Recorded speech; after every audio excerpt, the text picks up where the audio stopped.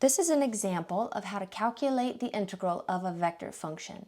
As a reminder, to calculate the integral of a vector function where the original vector function has the components f at t, g at t, h at t, we simply need to calculate the antiderivative of each of those individual components to come up with the antiderivative of the vector function. So in this example, we're being asked to find r at t given r prime at t. And as a reminder, if we were to anti-differentiate the derivative of a vector function, what we end up with is the original vector function itself, plus potentially a constant vector if we're calculating an indefinite integral.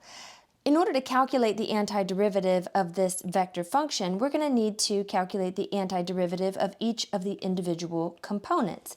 So we'll look at the antiderivative of cos 2t, and that turns out to be 1/2 the sine of 2t plus, let's call it c1. Since we're calculating three antiderivatives, we do want to hold space for these different constant values.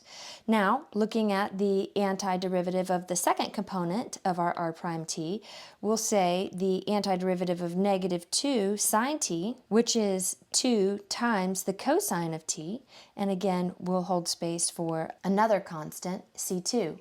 Now we'll look at the antiderivative of the third component, so we'll say antiderivative of 1 over 1 plus t squared, which can be calculated with trig sub, or we can hopefully just remember that that is the inverse tangent of t plus holding space for another constant c3. Let's put all this together as the antiderivative vector function plus some constant vector, where these are the components of that antiderivative function, and these are the components of my constant vector. Let's start by looking at all of this as being the first component of the antiderivative. So we'll say this is 1/2 sine 2t plus c1, and then all of this being the second component of my antiderivative vector function, which is 2 cos t plus c2, and then all of this being the third component of our antiderivative vector function. So we have inverse tangent of t plus c3, close up the pointy brackets. And then we can decompose this into the sum of two vectors, which are 1/2 sine 2t, 2 times the cosine of t, inverse tangent of t, is the antiderivative vector function, and then we'll have c1, c2, c3 representing that constant. So either one of these are fine as far as representing the family of antiderivatives that could differ by some constant values here. However, in this particular case, we were given an initial condition. We were given that the antiderivative vector function, whenever we calculate that, if we were to evaluate that antiderivative at the parameter time is equal to 0, we end up with a very specific output vector. And if we use this as what we call an initial condition, that enables us to hone in on specifically the exact antiderivative vector function as opposed to an entire family of potential antiderivatives. So let's come down to where we just were and apply this initial condition.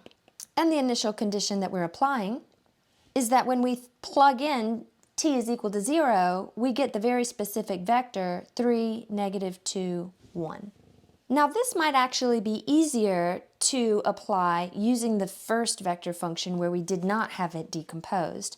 Because what this is saying is that when I plug in t is equal to 0 to the vector function that we have found to be the antiderivative, we get this as an output vector. So plugging in t is equal to 0, we'll go into each of the individual components. So first of all, let's take that into the x component.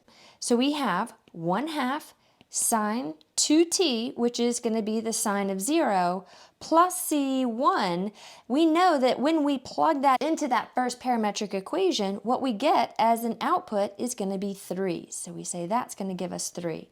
When we plug t is equal to 0 into the second component of our antiderivative vector, we get the 2 times the cosine of 0 plus C2, and we know that's going to end up giving us -2 as an output. And then when we plug t is equal to 0 into the third component of our antiderivative vector, we're going to get tan inverse of 0 plus C3, which is going to have an output that is +1. So this is going to enable us to take our antiderivative vector function down from being a family of antiderivatives to a very specific vector function. We're now going to be able to solve for the values C1, C2, and C3. So let's look at this first scenario. 1/2 times the sine of 0. Sine of 0 is 0, so we know then that C1 must be equal to 3. Let's look at the second equation. 2 times the cosine of 0. Cosine of 0 is 1, so this is going to be 2 plus C2 is equal to -2. Well, that tells me that C2 has to be equal to -4. So we have C1, we have C2. Our third equation is going to tell us that tan inverse of 0 plus C3 is equal to 1. In order to determine the inverse tangent of 0, what we're looking for is an angle whose tangent is 0 that lands in either the first or the fourth quadrant. So this is actually going to end up being 0 radians here because the sine over the cosine is 0 over 1, which is 0. So the angle in question here is 0. So tan inverse of 0 is 0. And C3 is equal to 1. And now we have all of the components of our constant vector. So let's put all of this together as our antiderivative vector function. So let's come back up here. The first component of the antiderivative vector function is 1/2 sine 2t plus C1, and we know that C1 is equal to 3, so that's going to be 1/2 sine 2t plus 3. The second component of our antiderivative vector function is 2 cos t plus C2, and we know that C2 is equal to -4, so that's going to be 2 cos t, and then -4 is the constant.